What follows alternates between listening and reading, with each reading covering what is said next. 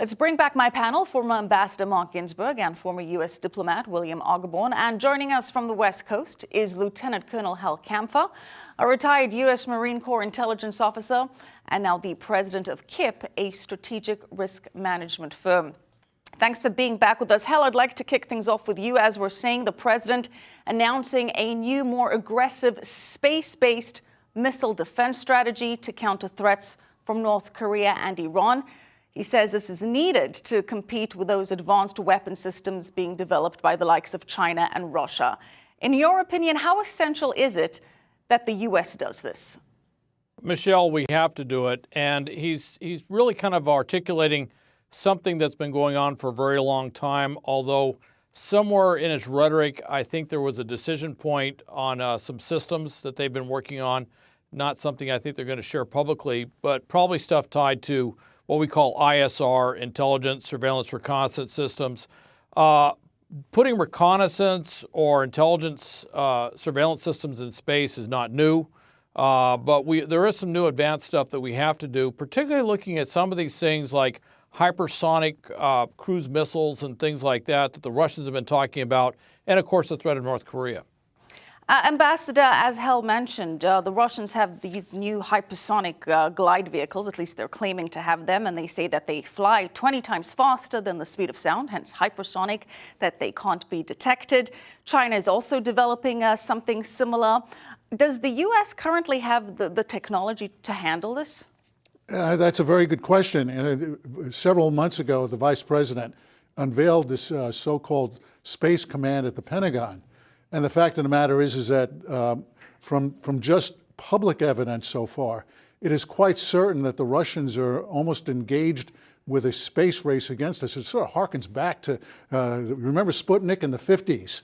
We're now engaged in another space race with the Russians and the Chinese because their technology has been increasingly focused on ways to interdict U.S. missile defense capabilities that are going to pose a threat to the United States by China and Russia. There has been some Democratic pushback against the idea of deploying more assets to space, or the Space Force, as the president calls it. Do you think that that's mostly a partisan ploy because it's coming from the president, or you're saying that there is a legitimate need for the U.S. to step up to counter other countries, both physically and even just from an ideological perspective, to put it out there? If Putin's going on TV saying we've got this, you kind of expect the president of the U.S. to come out and say, well, we've got one better than that.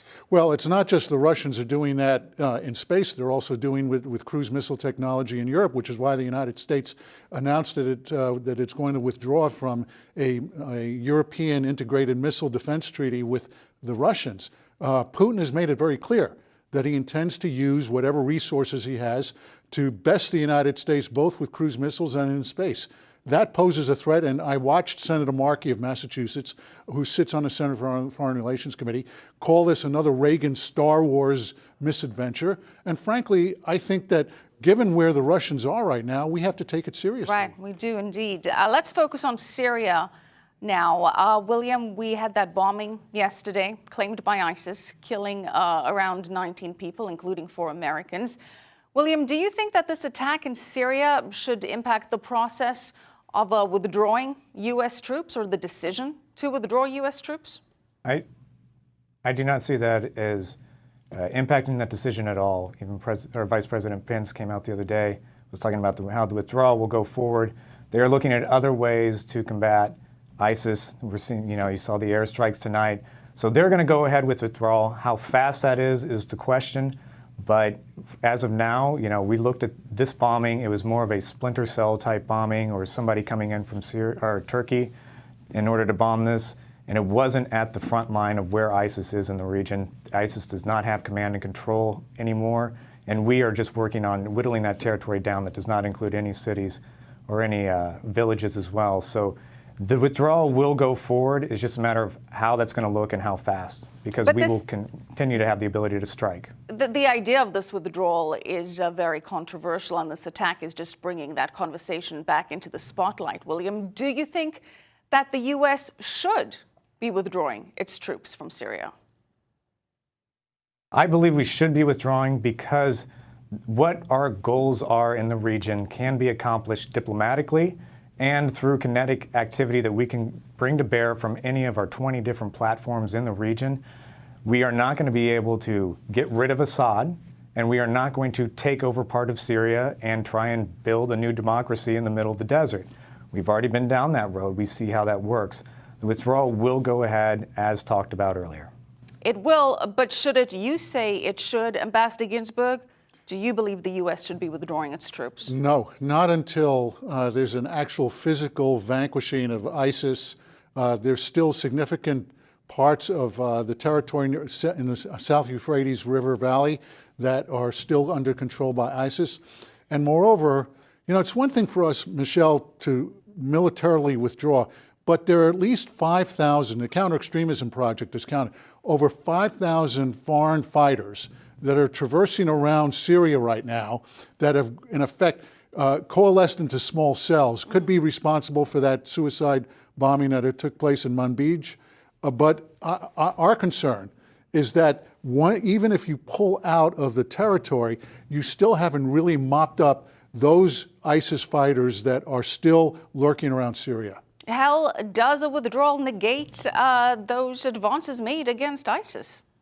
Well, Michelle, I don't think it negates it exactly, but I think it should be conditions-based. I mean, you have to look at the targets. You have to look at basically attrition of whatever forces they have remaining. But also you have to look at those individuals, those foreign fighters, identifying who they are and making sure that we've eliminated them as being a threat. There's a lot of things that we have to do. It doesn't mean we don't have the intent to withdraw, but there are some conditions and some things on the ground, if you will, that need to be in place before we withdraw all of our forces. William, go ahead. I know you Michelle, wanted to make a point I'd just like to there. point out. Yeah, go ahead.